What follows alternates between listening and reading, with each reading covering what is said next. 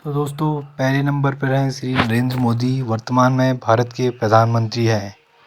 जी हाँ, जो मूल रूप से गुजरात के निवासी हैं। इससे पहले वह गुजरात में लगातार 3 बार मुख्यमंत्री रह चुके हैं, अर्थात 15 साल गुजरात के सीएम रह चुके हैं श्री नरेंद्र दामोदर मोदी। काफ़ी चर्चित चेहरा, भारत के लिए नहीं बल्कि पूरे विश्व के लिए जाना माना चेहरा श्री नरेंद्र मोदी वर्तमान में 70 वर्ष के हैं। यह वाराणसी से लोकसभा के लिए सांसद हैं तथा लोकसभा का प्रतिनिधित्व वाराणसी से करते हैं। वाराणसी अपने आप में माँ गंगा का वह स्थान जहाँ मोदी हर 5 साल में 2 या 3 बार अवश्य जाते हैं। मूल रूप से गुजरात के रहने वाले श्री नरेंद्र दामोदर दास मोदी आरएसएस से काफ़ी गहरा जुड़ाव जिनका रहा है। आरएसएस की बदौलत ही वो यहाँ तक पहुँच पाए हैं। राष्ट्रीय स्वयंसेवक संघ में श्री मोदी की बहुत ही महत्वपूर्ण भूमिका मानी जाती है तथा वह बचपन से ही आरएसएस के साथ रहे हैं। कहते हैं कि उन्होंने चाय भी बेची है। तो कुछ हम आपको दिखाते हैं मोदी जी का एक दमदार भाषण। क्रिसमस की बहुत बहुत शुभकामनाएं देता हूं। अंगा मेघालयानी मंदिर अंगना खासा बेया अंगाद असीमाखो हंगमैन विसेका गेन मिथे लावेया। दोस्तों दूसरे नंबर पर है श्री अमित शाह, वर्तमान में भारत के गृह मंत्री तथा इससे पहले भारतीय जनता पार्टी के अध्यक्ष थे तथा गांधीनगर से सांसद हैं। यह भी मूल रूप से गुजरात के रहने वाले हैं तो आरएसएस से इनका भी गहरा लगाव रहा है। इनका एक बेटा है जिनका नाम श्री जय शाह है, जो बीसीसीआई के वर्तमान सेक्रेटरी हैं।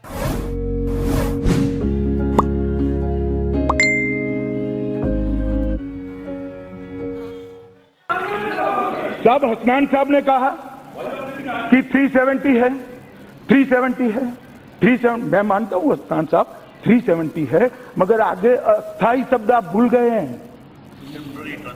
ये अस्थाई है, परमानेंट नहीं है। अस्थाई शब्द आप भूल गए हैं और या तो जानबूझकर पढ़ते नहीं हैं। 370 हमारे संविधान का अस्थाई मुद्दा है, ये याद रखिएगा। और शेख अब्दुल्ला साहब की सहमति से ही हुआ है। शेख अब्दुल्ला साहब की सहमति से ही हुआ है। आपने कहा कि अप्रोच में परिवर्तन, मैं स्पष्ट कर देना चाहता हूं सदन के माध्यम से, माननीय प्रधानमंत्री जी, हमारी सरकार या मेरे अप्रोच के अंदर कोई परिवर्तन नहीं है। हमारा अप्रोच पहले भी वो था, आज भी वो है, आगे भी ये रहेगा। भारत को सुरक्षित, समृद्ध, संस्कृत और शिक्षित बनाने का अप्रोच 10 का 10 हमारा पड़ा है। कोई परिवर्तन नहीं, इसलिए परिवर्तन की चिंता न करें माननीय अध्यक्ष जी। और मैं इतना ही कहना चाहता हूं कि दोनों बिल जो आज मैं लेकर आया हूं वो जम्मू कश्मीर की भलाई के लिए हैं। दोस्तों तीसरे नंबर पर हैं श्री मोहन भागवत, बहुत ही प्रचारक, राजनीति के गुरु कहा जाए तो कम नहीं। जी हाँ, मोहन भागवत राष्ट्रीय स्वयंसेवक संघ के संचालक हैं 2009 से। इनका जन्म 1950 ईस्वी में महाराष्ट्र में हुआ। उससे पहले यह एक पशु चिकित्सक थे। जी हाँ, सही सुना आपने। क्या राम मंदिर बनाने से किसी गरीब की थाली में रोटी आएगी?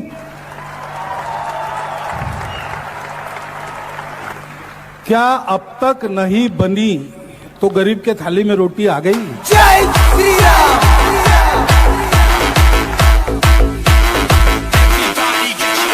बजरंग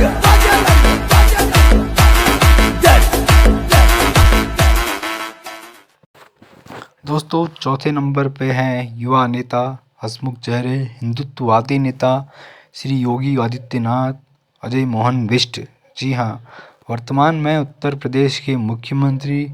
इससे पहले एक ही सीट से लगातार 3 बार सांसद, भारत के सबसे युवा सांसद के रूप में भी इन्हें जाना जाता था एक टाइम पे। जी हाँ, यह 25 वर्ष की उम्र में ही संसद का चुनाव लड़े थे तथा इन्होंने जीत भी दर्ज की थी। योगी जी का जन्म उत्तराखंड के पौड़ी गढ़वाल गांव में हुआ था। उसके बाद योगी जी की भूमिका श्री राम मंदिर आंदोलन के लिए बहुत ही महत्वपूर्ण मानी जाती है। दोस्तों एक बात आपको बता दें, ना यह बीजेपी से थे ना आरएसएस से। जी हाँ, यह बीजेपी से भी नहीं थे, आरएसएस से भी नहीं थे। यह थे राम मंदिर आंदोलनकारी भूमिका में इनका महत्वपूर्ण स्थान था। इस कारण इनको बीजेपी में महत्वपूर्ण भूमिका मिली। और इस समय योगी जी भारतीय जनता पार्टी के लिए ऐसे चेहरे हैं क्योंकि भारतीय जनता पार्टी इनको कभी हटा नहीं सकती। जी हाँ, अभी चर्चा में आया था कि योगी आदित्यनाथ को मुख्यमंत्री पद से हटाया जा रहा है, लेकिन यह बात सारी झूठ निकली। ऐसा नहीं हो सकता क्योंकि योगी आदित्यनाथ अपने आप में एक महत्वपूर्ण चेहरा साबित हुआ है। हम कहना चाहते हैं जिन्हें पाकिस्तान प्यारा है वे पाकिस्तान में जाएं। राजपूती जिन्हें पाकिस्तान अच्छा लगता है वो पाकिस्तान चले जाएं। हम उसको रोकेंगे नहीं। अगर वो चाहेगा तो उसको जाने का किराया भी मुहैया करा देंगे। हम पूरी व्यवस्था कर देंगे, लेकिन ये नहीं हो सकता कि भारत के अंदर राजनीति किस तरीके से तेज है, सियासत कैसे की जा रही है सरदार की इस प्रतिमा पर, आरोप प्रत्यारोप बीजेपी जो कह रही है कांग्रेस नजरअंदाज करती आई। कांग्रेस जो सिद्धांतों को याद दिला रही है सरदार पटेल के, और इसी को लेकर कांग्रेस अध्यक्ष राहुल गांधी का एक ट्वीट। हमलावर अंदाज में राहुल गांधी बीजेपी पर वार करते हुए कहते हुए कि यह विडंबना है, सरदार पटेल की मूर्ति का अनावरण हो रहा है, लेकिन उन्होंने जिन संस्थाओं को बनाया उन्हें कुचला जा रहा है। ये है एबीपी न्यूज, आपको रखे आगे। दोस्तों, छठे नंबर पर आते हैं श्री राहुल गांधी, कांग्रेस के पूर्व अध्यक्ष तथा वर्तमान उपाध्यक्ष। जी हाँ, राहुल गांधी का इस सूची में छठवां स्थान है। इसकी वजह आप जानते हैं, विपक्ष के दमदार नेता हैं। इनकी खूबी यह है कि काफ़ी पढ़े लिखे हैं तथा इन्होंने बाहर की यूनिवर्सिटी से अध्ययन किया है। जी हाँ, राहुल ने हार्वर्ड एंड कैम्ब्रिज यूनिवर्सिटी से पढ़ाई की है। राहुल गांधी ने एमफिल की पढ़ाई की है। वर्तमान में राहुल गांधी वायनाड केरल से सांसद हैं तथा विपक्ष में इनकी बड़ी भूमिका रहती है। कहा जाता है कि राहुल गांधी जो भी बयान देते हैं सरकार को उसे 2 या 3 महीने बाद लागू करना ही पड़ता है। हम आपको दिखाते हैं राहुल गांधी का एक बयान। इनकी खूबी यह है कि वह कांग्रेस को अपनी तरह से चलाने की कोशिश कर रहे हैं, लेकिन अभी यह सफल नहीं हो पाए हैं। राहुल गांधी इसी क्रम में प्रयास कर रहे हैं कि वो कब कांग्रेस को अपने तरीके से चला सके। वर्तमान में वायनाड से सांसद हैं। जब यह सांसद का चुनाव जीते थे तो विपक्ष ने इन पे हमला बोला था कि यहाँ मुस्लिम जनसंख्या ज़्यादा है, इसलिए राहुल गांधी जीत के अन्य किसी जगह से राहुल गांधी चुनाव नहीं जीत सकते। अब देखना यह होगा कि राहुल के सिर में 2024 लोकसभा चुनाव की जिम्मेदारी है तथा 2022 में उत्तर प्रदेश में चुनाव होने वाले हैं। वहाँ के लिए राहुल गांधी क्या करते हैं। हम आपको संजय राउत का एक बयान दिखाते हैं जिसमें संजय राउत ने कहा था, ये देखिए, आप पढ़िए। जी, राहुल गांधी की उम्र वर्तमान में 50 साल है। हम आपको दिखाते हैं राहुल गांधी का एक दमदार भाषण। राजनीति किस तरीके से तेज है, सियासत कैसे की जा रही है सरदार की इस प्रतिमा पर, आरोप प्रत्यारोप बीजेपी जो कह रही है कांग्रेस नजरअंदाज करती आई। कांग्रेस जो सिद्धांतों को याद दिला रही है सरदार पटेल के, और इसी को लेकर कांग्रेस अध्यक्ष राहुल गांधी का एक ट्वीट। हमलावर अंदाज में राहुल गांधी बीजेपी पर वार करते हुए कहते हुए कि यह विडंबना है, सरदार पटेल की मूर्ति का अनावरण हो रहा है, लेकिन उन्होंने जिन संस्थाओं को बनाया उन्हें कुचला जा रहा है। ये है एबीपी न्यूज, आपको रखे आगे।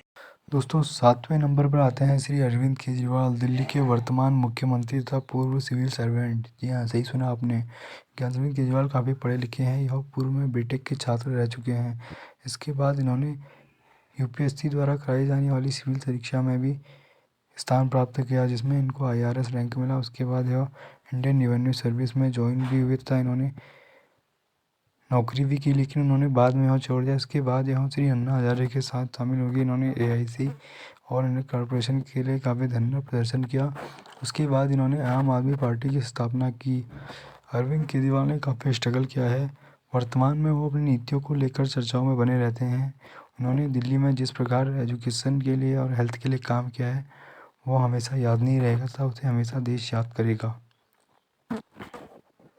दोस्तों, 8वें नंबर पर है श्री ममता बनर्जी। जी हाँ, श्री ममता बनर्जी तृणमूल कांग्रेस की मुखिया है तथा वर्तमान में पश्चिम बंगाल की मुख्यमंत्री है। यह लगातार तीसरी बार पश्चिम बंगाल से मुख्यमंत्री बन चुकी है।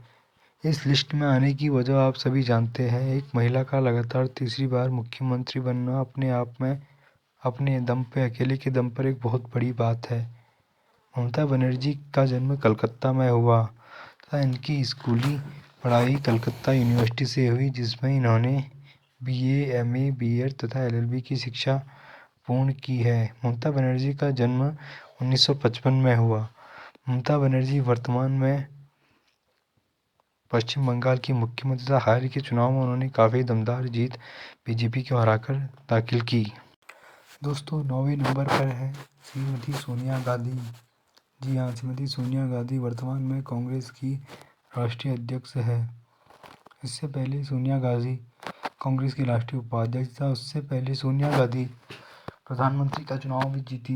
जी हाँ, सही सुना आपने। 2004 में सोनिया गांधी कांग्रेस के लिए प्रधानमंत्री का चुनाव लोकसभा में इन्होंने बहुमत हासिल किया, लेकिन विपक्ष के नेताओं ने यह सवाल उठा दिया कि एक बाहरी देश की महिला, जी हाँ, बाहरी देश की महिला, सही सुना आपने। सोनिया गांधी इटली की नागरिकता भी उनके पास प्राप्त है। कहा जाता है कि वह इटली की है, इसलिए उन्होंने प्रधानमंत्री के लिए श्री मनमोहन सिंह का नाम दे दिया।